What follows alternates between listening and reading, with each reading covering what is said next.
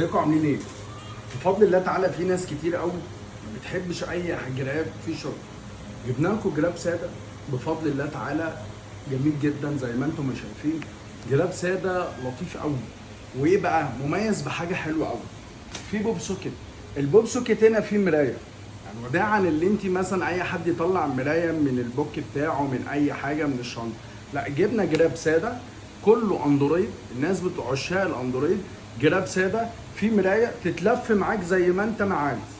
بص بص زي ما انت ما عايز تتلف معاك جراب. بص، مرايه موجود منه كل الاندرويد، وانت كمحل بفضل الله تعالى موجود منه كل الموديلات، حوالي 90 موديل اندرويد. 90 موديل اندرويد، مش بلزمك بشرايح، مش بلزمك باعداد، نقي اللي يعجبك واللي يكفي محلك، ما يحصلش عندك رواكد، واللي انت عايزه متاح.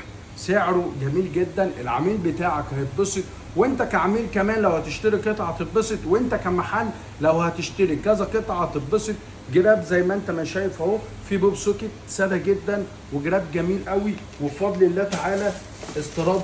بص وطل اخوك منعم في الله، محلنا المتواضع الدواجن حلوان، اخوك منعم مدخلين كذا تشكيل جراب اندرويد وداعا لجشع التجار. تجار تحت بتلزمك باللي انت تاخد كميه تبيع لك 10 15 جراب، يحصل عندك ركود في الجرابات، هتضطر تبيعهم بربع الثمن او بنص الثمن، يبقى انت ما استفدتش حاجه. اشتري على اللي يكفي محلك، واشتري المنتج الكويس، واشتري صح تعرف تبيع صح، عشان ما يحصلش عندك رواكد في المحل.